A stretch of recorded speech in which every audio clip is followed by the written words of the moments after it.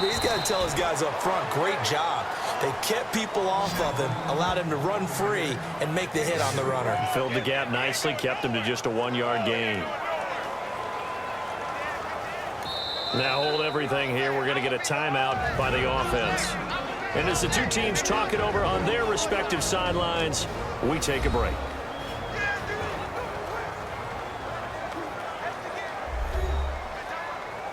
So we're back in the offense getting set following the call of that timeout.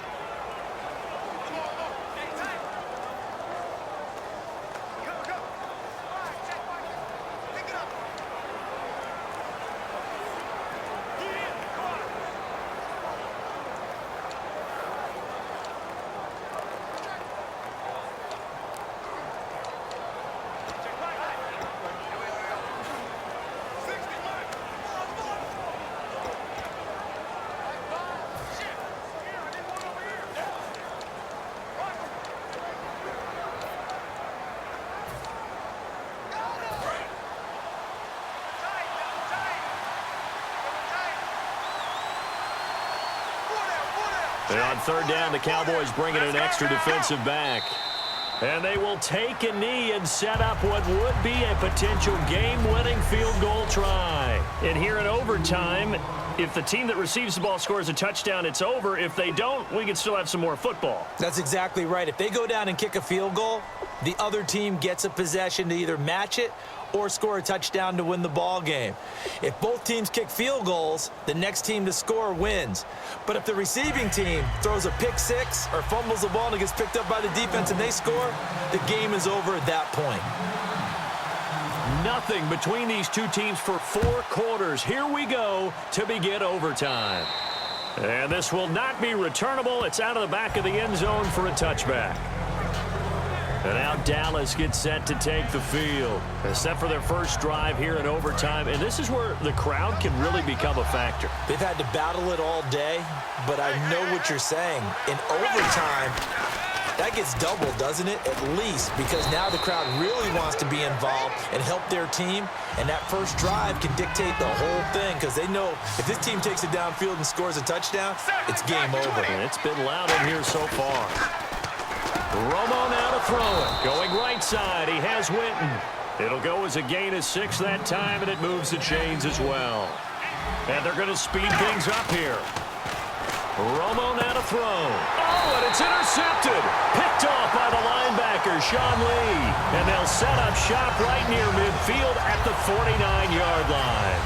A costly mistake here in OT. And you know what they say when you throw an interception like that in overtime? You don't usually get a chance to throw a second one. I mean, I'm not sure the analytics on it. Let's ask Marvin, our statistician, to ring that down for us. That's typically how coaches and teams feel about it. If you throw one, you likely cost yourself the game. It'll wind up being a huge loss on the play, and that's going to bring up a second at about a mile here. Well, we all know that the instinct is to fight for every possible yard and try and pick something up. But every now and then, you've got to know when to turn off your instinct. Okay, in this situation, find a way to go down and save some yardage. I mean, quarterbacks do it all the time, right? Play up, we don't have it, just take the sack, fight for another down. In this case, though, he kept trying to make something happen, and that loss of yardage, it changes field position, it changes everything you're trying to do on offense, really puts him in a bad spot. He lost 2, and it brings up 4th. So, Brandon, when this offense gathers together to watch tape of this game, they're going to be feeling pretty good about themselves until the coaches get upset about the play we just saw. But you know their defense is going to be. But we put up big points all game long. The defense is going to win one every now and then.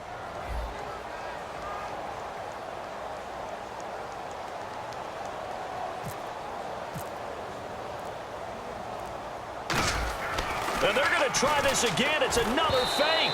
And this is incomplete. A huge gamble, and it does not pay off.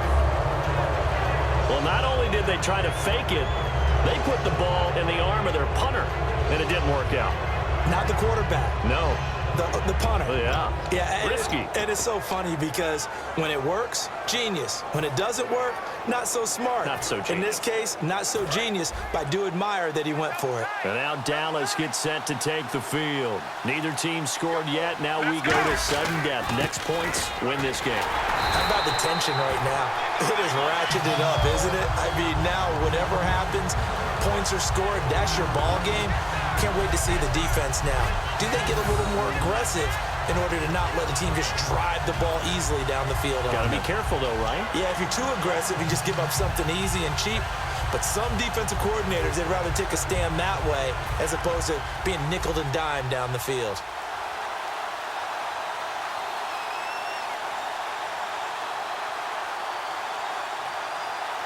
And now the Cowboys are going to call another timeout.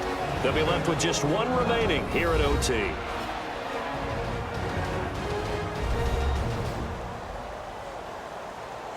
So the defense had a chance to catch their breath, and now they're back out and ready. So it all comes down to the foot of Dan Bailey. This to win it in overtime.